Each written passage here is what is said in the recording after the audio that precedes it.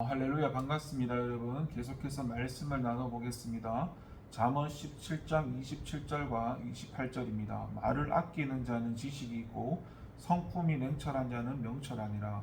미련한 자라도 잠잠하면 지혜로운 자로 여겨지고 그의 입술을 닫으면 슬기로운 자로 여겨지느니라. 아멘.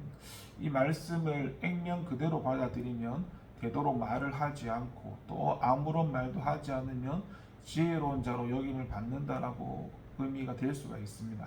사실 입을 다물고 아무 말도 하지 않으면 미련한 자라도 지혜로운 자로 여겨질 수 있습니다. 왜냐하면 누가 지혜로운 자인지 미련한 자인지 그의 말을 통해서 드러나기 때문에 가만히 있으면 그의 미련함은 드러나지 않기 때문에 우리 말에도 가만히만 있어도 중간은 간다는 말이 있는데 이 말이 본절의 말씀과 아주 비슷한 교훈을 가지고 있습니다. 조금 아는 것을 가지고 아는 척하고 나서면 그의 무지가 드러나서 부끄러움을 당하게 되지만 비록 알지 못해도 나서지만 않는다면 그를 미련하다고 말하는 사람은 없겠죠. 그의 잠잠한 행위 자체가 사실은 사람들에게 지혜롭게 여겨집니다. 잠잠함은 자신의 본수를 아는 이기 때문에. 그러나 사람이 아무런 말도 하지 않는 것을 무조건 지혜로운 일을 할 수는 없죠. 만일 말을 하지 않으면 다 지혜로운 자로 여김을 받는다면 말을 할 수 없는 청각 장애인들은 다 지혜로운 사람으로 여김을 받아야 할 것이기 때문에. 그러나 사람의 지혜로움 여부는 우선 말로 판단이 되겠지만 나아가서는 행동으로 판단이 됩니다.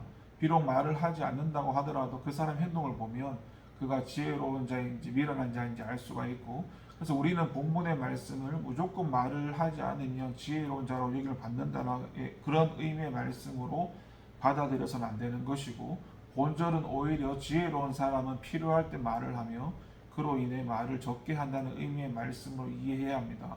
무조건 말을 하지 않는 것이 지혜로움의 판단 근거가 될 수는 없습니다.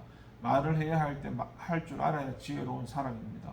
말을 해야 할 때 하지 않는 것도 미련한 것입니다. 다만 말이라는 건 반드시 필요한 때 적절하게 해야 합니다. 그러할 때 그 사람은 지혜로운 사람으로 인정받게 됩니다. 아무 때나 나서서 앞뒤 가리지 않고 말을 하는 사람은 결코 지혜로운 사람으로 인정받을 수가 없습니다. 우리 인간은 불완전한 존재고 언제든 실수할 가능성이 있습니다. 말에 있어서도 마찬가지고, 그러한 점 때문에 미련한 자라도 잠잠하면은 지혜로운 자로 여김을 받는다고 말씀하는 겁니다. 이와 관련해서 잠언 10장 19절의 말씀에 말이 많으면 허물을 면하기 어려우나 그 입술을 제어하는 자는 지혜가 있느니라. 잠언 29장 20절에서 내가 말이 조급한 사람을 보느냐, 그보다 미련한 자에게 오히려 희망이 있느니라 말씀을 합니다. 많은 말은 반드시 자기의 무지 허물을 드러내게 되어 있습니다. 그래서 필요한 말을 하면서도 하지 않아도 될 불필요한 말을 적절하게 제어해야 합니다.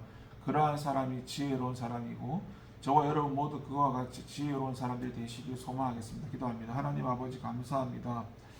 말에 대해서 주님께서 말씀합니다. 무조건 말을 하지 않는 것도 지혜로운 사람이 아니라 말을 적절하게 필요할 때 하는 사람이 지혜로운 사람입니다. 해야 될 때 말을 하지 않으면 그 사람도 미련한 자이고, 말을 많이 하는 것도 미련한 자이고, 꼭 필요할 때 적절한 말을 할 수 있도록 늘 성령의 지도와 인도를 받게 하여 주시옵소서.